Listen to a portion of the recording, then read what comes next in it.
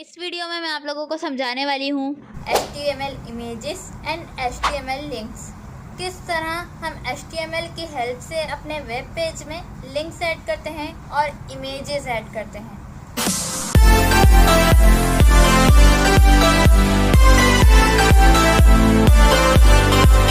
अस्सलाम वालेकुम everyone, my name is Warisha Musharraf and welcome to my this video को start करने से पहले मैं आप लोगों को बता दूं, ये HTML कोर्स की कंप्लीट प्लेलिस्ट है।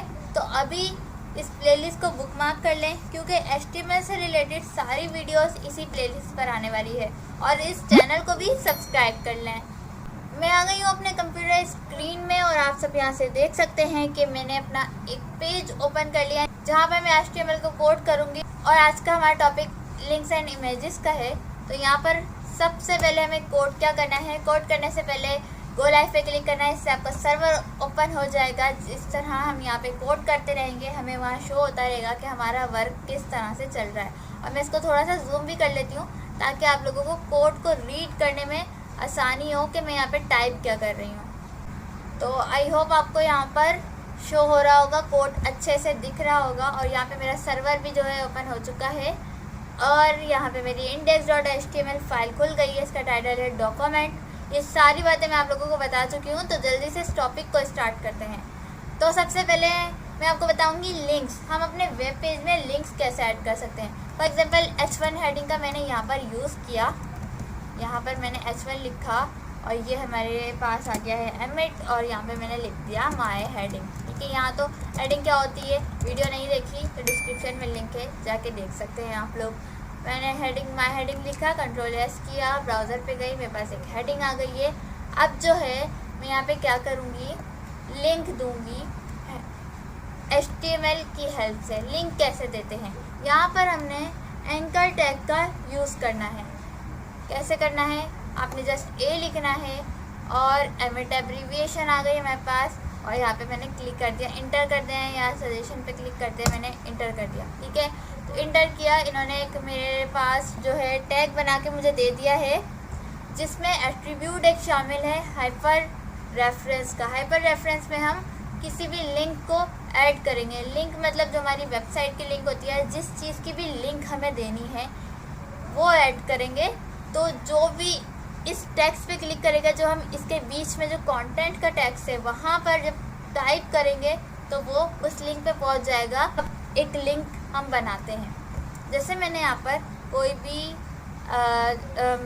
वर्जेब IT क्लासेस लिखा। ठीक है, अपने चैनल का नाम लिख रही हूँ मैं, वर्जेब IT क्लासेस। ये लिंक नहीं है, ये अभी कंटेंट है, इसको समझिएगा। Ctrl+S किया मैंने, मैं अपने ब्राउज़र पे गई तो देखें ये लिंक अभी नहीं बना है। अभी मैं इस पर क्लिक करूँगी तो कुछ भी नहीं आएगा क्योंकि मैंने अभी इसको लिंक दिया ही नहीं है। ठीक है, यहाँ पे मैंने कोई लिंक नहीं दिया, लेकिन मैंने एंकर टैग के अंदर इस कंटेंट को लिखा है। इस वजह से यहाँ पे हमारे पास पॉइंटर शो हो रहा है। ठीक है, अब मुझे यहाँ पर लिंक देना है। और वर्जेब IT क्लासेस के लिए फॉर एग्जाम्पल मैं यहाँ पे अपनी वेबसाइट का लिंक दे दूँ। अगर मैं यहाँ पे लिखूँ वर्जेब ट्रैक तो मेरे पास जो लिंक आएगी, ठीक है, ये है हमारी वेबसाइट। और जैसे ही मैंने इस पर क्लिक करा तो देखिए मेरे पास मेरी वेबसाइट जो है ओपन हो चुकी है। और इसका जो ये लिंक है इसको मैंने क्या करा, Ctrl+C एंड मैंने अपने एडिटर पे जाके यहाँ पर कोट्स के अंदर हाइपर रेफरेंस जो हमारे पास एट्रीब्यूट है इसके कोट्स में मैंने ये लिंक पेस्ट कर दी। ठीक है, अब क्या होगा, ये जो लिंक है हमारे पास हमारे वेब पेज पे ये लिंक शो नहीं होगी। ये समझ लें एक बैकएंड के तौर पे काम कर रही है, ये हमें शो नहीं होगी। हमारे पास हमारा कंटेंट शो होगा। अब इस कंटेंट पे जो भी कोई क्लिक करेगा तो वो इस लिंक तक पहुंच जाएगा। अंडरस्टैंड? तो चलें, Ctrl+S किया, अपने वेब पेज पे जाते हैं। कहाँ है हमारा वेब पेज। अब ये लिंक बन चुका है। कंटेंट क्या है, वर्जेब IT क्लासेस। मैं इसको यहाँ से कट करती हूँ। अब मैं इस पर क्लिक करती हूँ। ठीक है, मैं जैसे ही अपना पॉइंटर यहाँ पे लेके गई, मैंने यहाँ पे क्लिक किया और मेरे पास वही वेबसाइट ओपन हो जाएगी जिसका लिंक मैंने अपने एट्रीब्यूट में ऐड करा। अंडरस्टैंड? ओके, तो मैं वापस से बैक कर लेती हूँ और ये देखें ये हमारे पास एक लिंक जनरेट हो गई है। होपफुली आपको समझ आ गया होगा कि लिंक कैसे जनरेट होती है। अब जो है यहाँ पर क्या करना है, लिंक के बारे में मैं एक और बात आपको बताती हूँ। अभी मैंने लिंक पे क्लिक किया था, तो क्या हुआ मेरे साथ, मैं इस टैब को भी क्लोज करती हूँ।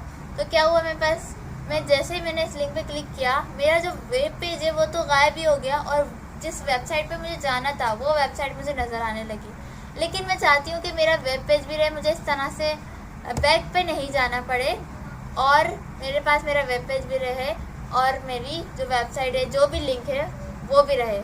ठीक है,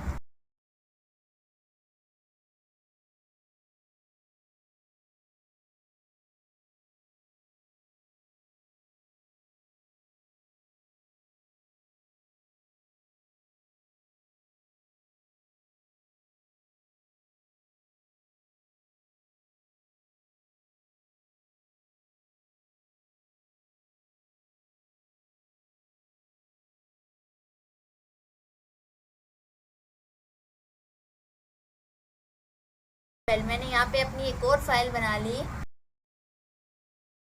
services.html। ठीक है, मैंने एक फ़ाइल बना ली।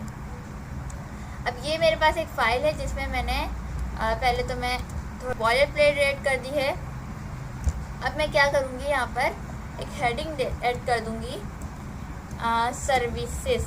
ठीक है, मैंने एक हेडिंग ऐड कर दी, कंट्रोल एस किया।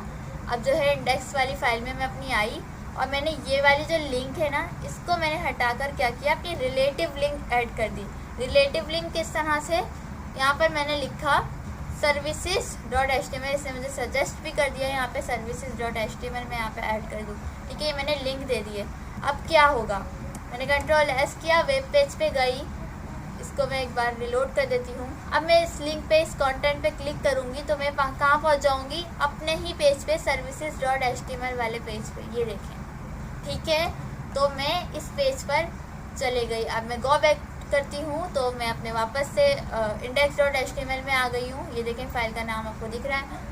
तो ये होती है रिलेटिव लिंक, जो हमारे पास ही ऐड होती है, कोई और नहीं यूज़ कर सकता इस लिंक को, हम ही जा सकते हैं। हाँ, अगर आप अपनी वेबसाइट को जो है लॉन्च कर देते हैं, होस्ट कर देते हैं, उसके बाद कोई भी यूज़ कर सकता है, लेकिन जब तक कि ये लोकल सर्वर पे है तो ये सिर्फ आप यूज़ कर सकते हैं। ठीक है, एब्सोल्यूट लिंक और रिलेटिव लिंक आपको समझ आई होगी। अब मैं आप लोगों को बताती हूँ कि इसका सॉल्यूशन कैसे निकलेगा, कि हमारे पास हमारा वेब पेज भी रहे, और जो है जिस लिंक पे हम क्लिक करें, जो भी लिंक है, जो भी वेबसाइट है या जो भी पेज है वो हमारा, तो वो भी हमें शो हो। तो उसके लिए एक एट्रीब्यूट आता है, एंकर टैग में हमें दिया हुआ है एक एट्रीब्यूट, टारगेट एट्रीब्यूट किस तरह से यूज़ कर सकते हैं वो मैं अपनी पिछली वीडियोस में आपको बता चुकी हूँ। डिस्क्रिप्शन में लिंक है, अभी जाएं, प्लेलिस्ट को एक्सेस करें, और उस प्लेलिस्ट में सारे जो टॉपिक्स हैं जो अभी तक मैं कवर करवा चुकी हूँ आपको मिल जाएंगे। टारगेट पे मैंने इस तरह से क्लिक किया, उसने सजेस्ट कर दिया था मुझे। तो सबसे पहले तो मैं टारगेट एट्रीब्यूट में बताती हूँ, जो डिफ़ॉल्ट रहता है वो है सेल्फ। ठीक है, इस तरह से आपने लिखना है सेल्फ। अब मैं कंट्रोल एस करूँगी और अपने वेब पेज पे जाऊँगी और यहाँ पे क्लिक करूँगी, तो जैसे हो रहा था ओपन, वैसे ही हो रहा है कि हमारा वेब पेज जो है, हमारा जो फ्रंट जो पेज है वो चले जाता है, और उसकी जगह पे वो ओपन हो जाता है जिस लिंक को हमने ऐड किया होता है। ठीक है, मैं गो बैक करती हूँ। अब जो है क्या होगा, यहाँ पर ये तो डिफ़ॉल्ट होता है। अब हमारे पास एक ऑप्शन होता है ब्लैंक, इस तरह से। ठीक है, अब जब हम ब्लैंक लिख देते हैं, यहाँ पे टारगेट हम दे देते हैं ब्लैंक का। अब कंट्रोल एस करके अपने वेब पेज पे जाएं और इस लिंक पे क्लिक करें, तो क्या होगा, हमारा न्यू टैब पे वो खुल रहा है। इसको क्लोज कर देती हूँ। अब जो है ये हमारा वेब पेज भी है, जिस पेज से हम गए और जिस पेज पे गए वो टैब भी हमारे पास ओपन हो रहा है। मीन्स हमारे ये सेकंड टैब में ओपन हो रहा है, अगर हम यहाँ पे इसको टारगेट दे देते हैं ब्लैंक। होपफुली आपको ये समझ आया होगा, ये बहुत इम्पॉर्टेंट पार्ट था लिंक्स के लिए। ये काफ़ी लोगों को समझना ज़रूरी होता है, क्योंकि काफ़ी लोग जो है इस चीज़ से कंफ्यूज रहते हैं। इमेजेस किस तरह से यूज़ करनी है। ठीक है, इमेजेस यूज़ करने के लिए आप लोगों को फर्स्ट ऑफ ऑल यहाँ पर img जो टैग है वो यूज़ करना पड़ेगा। अब जो img मीन्स इमेजेस का टैग है, जब मैं यहाँ पे img मैंने टाइप किया तो मेरे पास एमिट एब्रीविएशन आ गई, मैंने इंटर किया तो इसने एक मुझे कंप्लीट टैग जो है क्रिएट करके दे दिया है, जिसमें मेरे पास 2 एट्रीब्यूट्स हैं, सोर्स एट्रीब्यूट और ऑल्ट एट्रीब्यूट। ठीक है, ये दोनों एट्रीब्यूट किस लिए यूज़ होते हैं अब इस पे बात कर लेते हैं। सोर्स एट्रीब्यूट जो है लिंक ऐड करने के लिए यूज़ होता है। कौन सा लिंक? इमेज का लिंक। मुझे कौन सी इमेज यहाँ पर इंक्लूड करनी है वो लिंक यहाँ पर उस इमेज का जो लिंक है मैं यहाँ पे प्रोवाइड कर सकती हूँ। ठीक है, तो सोर्स एट्रीब्यूट इसलिए दिया हुआ है। जैसे एंकर टैग में हमारे पास हाइपर रेफरेंस एट्रीब्यूट था जहाँ पे हम लिंक दे रहे थे अपने एंकर टैग को, इसी तरह सोर्स एट्रीब्यूट में हम यहाँ पे लिंक प्रोवाइड करते हैं। और जो ये वाला एट्रीब्यूट है यहाँ पर हम कोई भी टैग्स ऐड करते हैं, ऐसा टैग्स कि अगर किसी भी वजह से हमारे वेब पेज पे हमारी इमेज जो है वो लोड ना हो तो हम यहाँ पर क्या कहते हैं कि एक मैसेज दे देते हैं कि अगर वो इमेज लोड ना हो तो ये यूज़र को मैसेज शो हो जाए। ठीक है, या उस इमेज का डिस्क्रिप्शन ही लिख देते हैं कि ये इमेज थी वो लोड नहीं हुई तो यूज़र को आपका दिया हुआ टेक्स्ट मिल गया। ठीक है, होपफुली आपको ये 2 एट्रीब्यूट जो है समझ आए होंगे। चलिए अब इसे यूज़ करते हैं। पहले मैं आपको सोर्स को जो है अच्छे से गाइड कर देती हूँ। यहाँ पे आपने इमेज का सोर्स देना है, यानी इमेज की लिंक कोई देनी है। अब मैं क्या करूँगी, अपने ब्राउज़र पे जाऊँगी और ये तो हमारा वेब पेज है, यहाँ पर मैं इमेजेस सर्च कर लेती हूँ। ठीक है, इमेजेस सर्च करने के बाद यहाँ पर मैं इमेजेस पर आई और उसके बाद यहाँ पे कोई अच्छी सी जो इमेज है वो मुझे मिल जानी चाहिए। ये बुक जो है ये ले लेते हैं। अनस्प्लैश जो हमारे पास API होती है काफ़ी अच्छी होती है, यहाँ से हम इमेजेस को डायरेक्टली यूज़ कर सकते हैं। लाइक मैं यहाँ पर इसको विज़िट करके देखती हूँ, आपको दिखाती हूँ कि कैसे आप अनस्प्लैश की API की हेल्प से इमेजेस को यूज़ करते हैं। तो यहाँ पर आप इस तरह से भी इमेजेस को यूज़ कर सकते हैं। और एक और तरीका है वो भी मैं आप लोगों को बताऊंगी। तो पहले ये वाला जो तरीका है ये देख लें हैं। ओके, अब जो है ये मेरे पास एक इमेज आ गई। इसका जो पूरा लिंक है मैंने इस पर क्लिक किया, Ctrl+C शॉर्टकट है, Ctrl+C किया और यहाँ पर मैं अपने एडिटर में आई और सोर्स में मैंने अपने इस लिंक को प्रोवाइड कर दिया यहाँ पर। ठीक है, तो ये पूरा जो कंप्लीट लिंक है यहाँ मैंने Ctrl+V करके पेस्ट कर दिया है।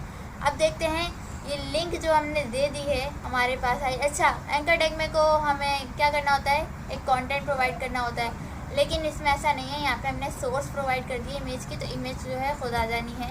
ठीक है, Ctrl+S किया और जो है अपने ब्राउज़र पे गए, डॉक्यूमेंट यहाँ पर देखें हमारी इमेज जो है ईज़िली आ चुकी है। तो आप इस तरह से इमेज ऐड कर सकते हैं अनस्प्लैश API की हेल्प से। तो काफ़ी ईज़िली आप इमेजेस को ऐड कर सकते हैं।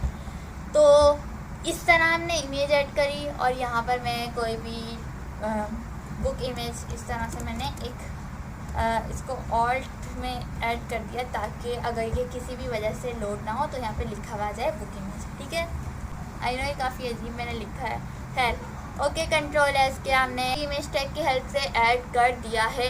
अब एक और तरीका बताती हूँ इमेज ऐड करने का, वो भी आप देख लें। आपको जैसे ईजी लगे आप वैसे इमेज को ऐड करें। लाइक किस तरह से इमेज ऐड करनी है। फॉर एग्जांपल मैं यहाँ पर गई, ये वाली जो बुक वाली इमेज है वो मैंने क्या करी, मैंने करी डाउनलोड। कैसे डाउनलोड करी, ये इन्होंने दिया हुआ है हमारे पास ऑप्शन डाउनलोड फ्री का। मैंने इस पर क्लिक किया और ये देखें आपके पास जो है इमेज डाउनलोड हो गई है। ठीक है, अब इस डाउनलोड हुई हुई इमेज को मुझे पहुँचाना है अपने एडिटर में, अपने फोल्डर में जहाँ पे मेरी सारी फाइल्स वगैरह भी ऐड हैं। ठीक है, तो फोल्डर्स पे पहले चलते हैं। यहाँ पे मेरे पास फोल्डर का ऑप्शन दिया हुआ है हमारे टास्क बार में। अब जो है चलते हैं डाउनलोड्स पर। अब यहाँ पे मैं डाउनलोड पे आई हूँ, मेरे पास ये वाली इमेज है। ठीक है, ये वाली इमेज पे मैंने क्या करा, इसको मैंने यहाँ से मूव करना है, यहाँ से मैं कट करूँगी और जो है वहाँ पे पेस्ट करूँगी अपने फोल्डर में। यहाँ से मैंने क्या करा, कट। अब मेरा फोल्डर कहाँ है, डेस्कटॉप पर है मेरा फोल्डर। मेरा फोल्डर है ये वाला HTML कोर्स का। ठीक है, इस फोल्डर को मैंने ओपन किया और यहाँ पर जो है मैंने क्या कर दी, Ctrl+V करके उस इमेज को यहाँ पे पेस्ट कर दिया। अच्छा, यहाँ पे नेम बहुत ज़्यादा लॉन्ग है तो मैं यहाँ पे नेम को भी रीनेम करके दिया, Image1 करके मैंने यहाँ पे एक नेम दे दिया। ओके, तो अब जो है मेरे पास एडिटर में भी ये इमेज आ जाएगी। देखिए Image1.jpg हमारे पास आ गई। अब मैंने क्या करना है, इसको मैं हटा रही हूँ, या इसको नहीं हटाते, एक और टैग बना लेते हैं। यहाँ पर नीचे आकर दूसरा इमेज का टैग हम यहाँ पर ऐड करते हैं, इमेज। ठीक है। दोबारा मैंने ऐड किया, यहाँ पे सोर्स मुझे आया, तो यहाँ पे सोर्स का जो ऑप्शन आया है यहाँ पे मैंने क्या लिखा, इमेज लिखा है। इसने खुद सजेस्ट कर दिया image1.jpg आपके फोल्डर में पड़ी हुई है, क्या मैं इसे ऐड कर दूँ? तो मैं बोलती हूँ चलो कर दो। अब इसने ऐड कर दिया image1.jpg और यहाँ पे मैंने कुछ भी मैं एट्रीब्यूट दे देती हूँ, दिस इज इमेज कुछ भी आपने यहाँ पे लिख लेना है, अभी मुझे समझ नहीं आ रहा है। ओके, तो अब मैं ब्राउज़र पे जाऊँगी अपने वेब पेज पे जाऊँगी, तो मैं देखती हूँ मेरे पास इमेज आई या नहीं आई। तो आई नो आ गई है, लेकिन देखें ये बहुत ज़्यादा बड़ी आई है, ठीक है। वो तो API की वजह से उन्होंने जैसा साइज़ दिया हुआ था वो साइज़ मुझे मिल गया है, लेकिन यहाँ पे मैंने अपने डॉक्यूमेंट में अपने फ़ोल्डर में ऐड किया है, इसलिए मुझे यहाँ पे साइज़ वगैरह जो है डिस्क्राइब करना पड़ेगा। अब चलें साइज़ को डिस्क्राइब करते हैं, वो कैसे करेंगे? साइज़ को यहाँ पे हम करेंगे विड्थ और हाइट। अब यहाँ पे 2 एट्रीब्यूट्स ऐड होंगे। मैंने आपको बताया किसी भी टैग में जो एक्सटर्नल इंफॉर्मेशन ऐड होती है वो सारे जो है एट्रीब्यूट कहलाते हैं।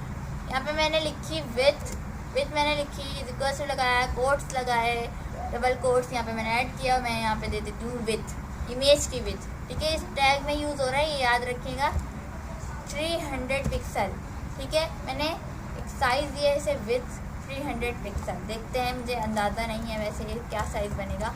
और ये एक हाइट, ठीक है। आपने ये 2 एट्रीब्यूट्स का यूज़ करना है, विथ और हाइट।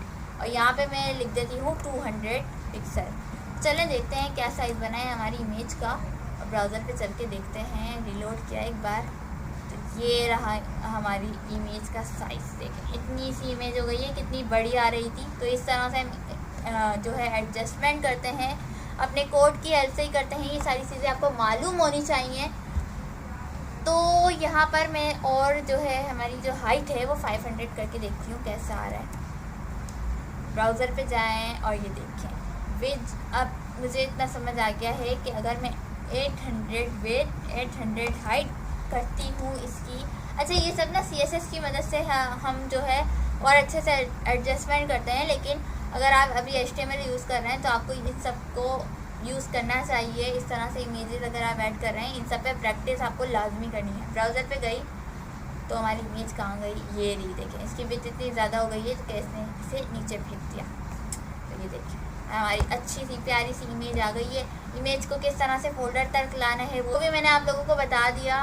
और जो है बाकी सब कुछ मैंने API की हेल्प से भी किस तरह से लेना है वो भी आपको बता दिया।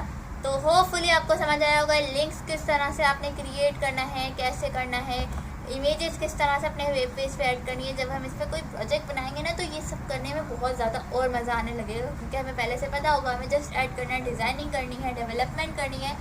आगे के कोर्स में बहुत मज़ा आने वाला है। इस चैनल पे मैं आप लोगों को प्रोफेशनल वेब डेवलपर बनाने वाली हूँ। तो अभी इस चैनल को सब्सक्राइब कर लें, मैं बार बार कह रही हूँ सब्सक्राइब कर लें। तो इस वीडियो में आप लोगों को मैंने बताया HTML इमेजेस किस तरह से ऐड करनी है, HTML लिंक्स किस तरह से ऐड करना है। ये दोनों टॉपिक जो है हमारा क्लियर हो चुका है। और अब जो बारी है आगे के टॉपिक्स की, तो इसलिए दोबारा कह रही हूँ चैनल को सब्सक्राइब कर लें। इस कोर्स के हवाले से आपको किसी भी तरह की कन्फ्यूज़न हो मुझे कमेंट सेक्शन में लाजमी बताएं। होपफुली आपको ये वीडियो पसंद आई होगी। अगर पसंद आई तो सब लाइक करें, शेयर करें, सब्सक्राइब लाजमी करें और बेल आइकन पे भी क्लिक कर दें ताकि सारी वीडियोस से आप अपडेटेड रहें। थैंक यू एंड अल्लाह हाफिज़। मिलते हैं नेक्स्ट वीडियो के साथ।